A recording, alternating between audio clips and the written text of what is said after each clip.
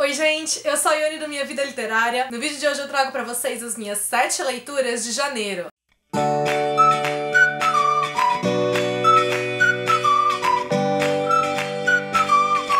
Já vou começar o vídeo com um dos livros mais incríveis que eu li no mês, que foi Os Segredos que Guardamos, da Lara Prescott. Esse aqui é um lançamento da editora Intrínseca. Primeiro ele tinha sido enviado, no Clube Intrínsecos, então algumas pessoas já leram o livro ano passado mesmo. E pra mim foi uma delícia poder acompanhar essa história que é tanto rica quanto envolvente. Esse livro tem um panorama histórico bastante interessante, porque a gente tá falando do período da Guerra Fria. E foi nesse contexto que Dr. Zhivago, do Boris Pasternak, hoje um dos grandes clássicos da literatura do século XX, terminou de ser escrito e teve dificuldades para ser publicado. Na época o livro foi considerado antissoviético, foi proibido na União Soviética por conta do regime stalinista, e aí houve toda ali uma conspiração para o livro ser enviado para o Ocidente, para primeiro ser publicado nos países do Ocidente, para só depois ser publicado nos países da União Soviética. E a Lara Prescott, ela se baseou então nos eventos reais de toda essa história para criar este romance. A gente tá falando de um livro de ficção que tem um pano de fundo verdadeiro, porém os eventos aqui, o desencadeamento deles e tal, são uma criação da autora. O livro tem diversos pontos de vista, então a gente tem narrativas em primeira pessoa de protagonistas diferentes. Vale dizer que o grande centro dessa história são as mulheres, seja a Olga no Oriente,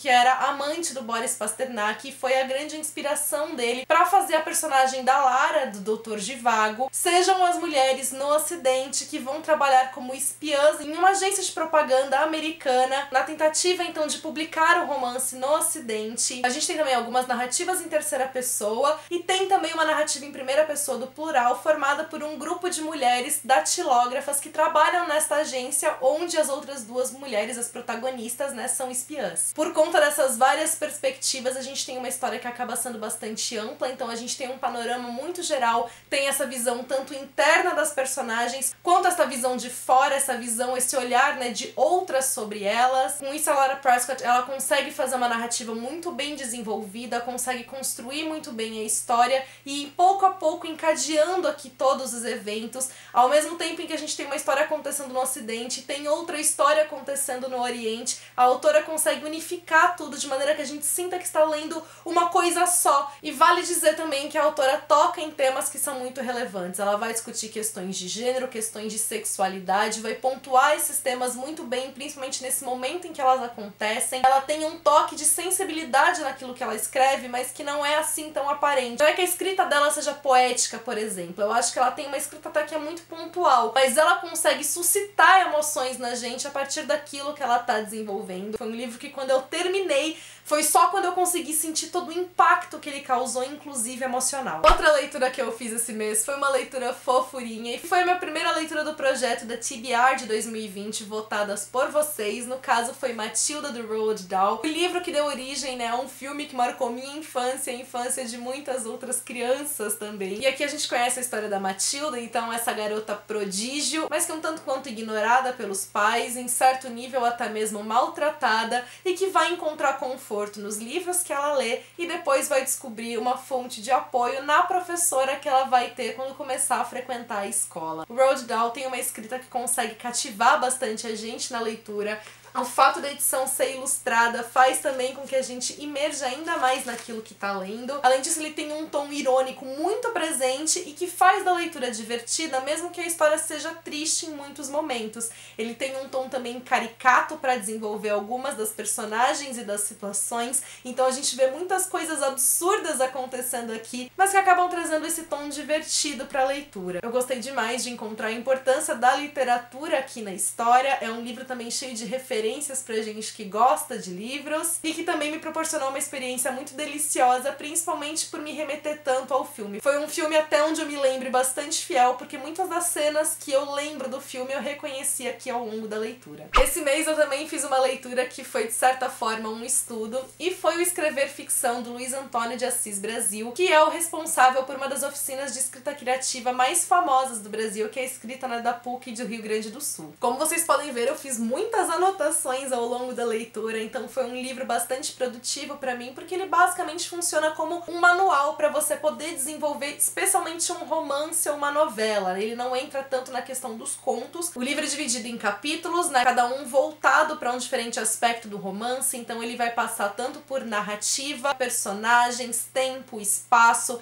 Ele define muitos conceitos que são extremamente importantes pra quem tá escrevendo, mas o que eu achei mais interessante desse livro é porque ele não funciona só pra quem escreve. Eu acho que ele também é muito interessante pra quem lê, porque eu acredito que ele traga uma visão também que vai funcionar demais pra gente entender os livros, né, que a gente lê, entender o porquê que às vezes os autores optam, né, por desenvolver algo por um caminho ao invés de outro. Tudo aquilo que ele fala é exemplificado pelos mais diversos tipos de exemplos, tem muitas referências literárias aqui, ele traz trechos das mais diversas obras, sejam elas contemporâneas ou clássicos da literatura. O tom narrativo do Luiz Antônio aqui é muito íntimo e é muito fácil de você ler, então esse é um livro gostoso, que você sente que você tá batendo um papo com alguém. Ele é muito informativo sem parecer que ele tá te dando uma aula, não parece que você tá lendo um livro técnico. Ele também desenvolve, de certa forma, uma ficção aqui, então ele vai usar de exemplo também uma história que ele fala sobre um aluno que ele teve escrevendo um próprio romance, as dificuldades que esse aluno encontrou, e durante todo o livro a gente tem essa historinha acontecendo de fundo, e a gente pode perceber então, né, o autor aqui, o próprio Luiz Antônio, utilizando muitas daquelas ferramentas que ele fala pra gente sobre como utilizar. Um dos meus queridinhos do mês foi o Café da Praia, da Lucy Diamond, que faz parte da coleção Romances de Hoje, da editora Arqueiro. Esse livro é o primeiro livro de uma série, os próximos 2 livros dessa série ainda não tem previsão de publicação aqui no Brasil, mas eles trazem uma continuidade da história da protagonista desse daqui. Então é necessário que você leia de fato, né, os livros em ordem. Ainda assim, esse livro tem começo, meio e fim. Eu acredito que a autora deve ter desenvolvido a história e ela foi tão gostosa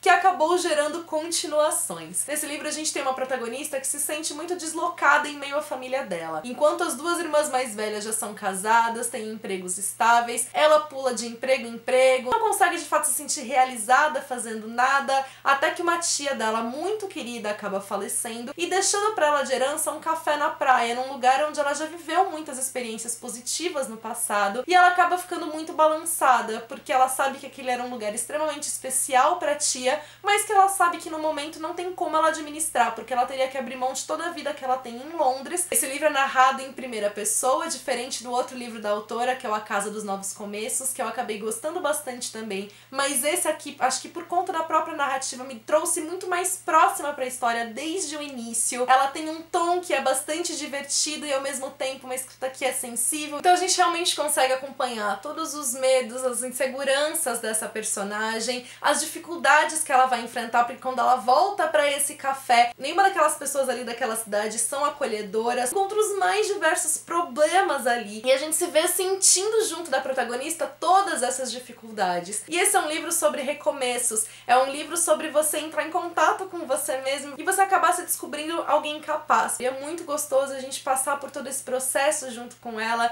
especialmente a gente vai vendo os laços que ela vai desenvolvendo. É também um livro que acaba sendo muito gostoso pelo próprio ambiente no qual ela está, e tudo isso acaba sendo bastante emocionante e inspirador. E é claro que o romance não poderia ficar de fora, e embora eu acredite que o romance aqui não seja o centro da história, ainda assim ele tá presente, aquele romance que vai acontecendo de pouquinho em pouquinho, que quando a gente vê, a gente também já tá torcendo ali pelo casal, encantado pela história de amor. Eu acho que dessa segunda leva dos romances de hoje que eu li, né, então que seria o Café da Praia, Onde Mora o Amor, da Jill Mansell, e A Padaria dos Finais Felizes, da Jenny Colgan, esse aqui foi o que eu mais gostei entre os 3. Outro tiquilite que eu li esse mês, já tem vídeo resenha sobre ele aqui no canal, foi o Te Devo Uma, da minha queridíssima Sophie Kinsella. Nesse livro a gente conhece a história da Fixie, que é aquela mulher que ela tem mania de consertar tudo ao redor dela, ela não consegue sossegar se ela vê alguma coisa de errado acontecendo. Ela é também a mais nova, tem 2 irmãos mais velhos, se sente também muito inferior a eles, principalmente em relação ao irmão mais velho dela. Em uma tarde que ela tá num café, um desconhecido pede que ela tome conta do laptop dele. Assim que ele sai pra atender uma ligação, o teto do lugar desaba e ela consegue salvar o laptop, assim como ela prometeu que faria. Nessa, o homem volta, fica extremamente grato por aquilo e diz pra ela que ele tem uma dívida com ela que ela pode cobrar a qualquer momento. Esse é um daqueles livros com uma típica protagonista da Sophie Kinsella, então que essa protagonista que tem as suas inseguranças, que ela vai acabar passando por momentos, né, de trapalhadas e que tem uma relação familiar bastante importante aqui na história. Eu acho que a questão da relação familiar é de fato o centro desta narrativa. Como eu falei na vídeo resenha, foi um livro que acabou ficando um pouco abaixo das minhas expectativas, que ele não me trouxe, né, todo aquele uau que eu sinto quando normalmente eu leio os livros da Sophie Kinsella. Eu acho que ele é um livro bem típico da autora, mas que não conversou tanto assim comigo quanto outros livros dela costumam conversar. Ele é um livro que é sim divertido, mas eu não achei tão divertido quanto os outros, ao mesmo tempo que eu também não achei tão emocionante quanto os livros dela também são capazes de me emocionar, mesmo sendo sempre muito engraçados. Eu senti que ele teve resoluções que foram muito rápidas, mas é um livro que ainda assim deixa uma mensagem muito importante sobre lealdade e que principalmente é muito gostoso da gente acompanhar o empoderamento da protagonista. Esse momento da protagonista se descobrindo como alguém mais forte do que se imaginava, mesmo que alguns dos conflitos na história tenham sido resolvidos pra mim de uma forma muito rápida, eu acho que o desenvolvimento em si da protagonista foi muito bem trabalhado. E aí, por fim, janeiro também foi o mês de ler os 2 primeiros livros, né, da série Harry Potter pro projeto The Redescobrindo Hogwarts. Li então A Pedra Filosofal e A Câmara Secreta e tá sendo uma experiência muito gostosa. Também tem vídeo aqui no canal falando melhor dessa experiência. Gosto muito de A Pedra Filosofal por ser o começo realmente da história, quando a gente descobre esse universo mágico junto com o Harry. Gosto muito de A Câmara Secreta, por eu acho que ele ser, de todo o livro da série, aquele com mais características de um romance policial. Por conta, né, do nosso debate sobre a série, eu vi muitas pessoas falando que, na verdade, esse é o livro menos preferido delas, que acham que a história é mais arrastada e tal, mas a minha experiência com esse livro nunca foi assim, eu nunca fiz uma leitura arrastada dele. Tá sendo muito legal participar do projeto também por conta disso, né, da gente ver as diferentes experiências de cada uma das pessoas. Conta pra mim aqui nos comentários que livros vocês leram em janeiro e não deixe também de comentar o que foi que vocês acharam dessas leituras que eu fiz, se vocês já leram algum desses livros, o que vocês acharam deles, se vocês não leram, qual deixou vocês mais curiosos pela leitura. Aproveita e já deixa sua curtida porque isso ajuda muito na divulgação aqui do meu trabalho. Se você é novo no canal, seja bem-vindo, já aproveita, se inscreve, ativa o sininho pra não perder nenhuma notificação e me acompanha nas demais redes sociais que a gente tem um contato mais próximo por lá. Beijos a todos e até o próximo vídeo.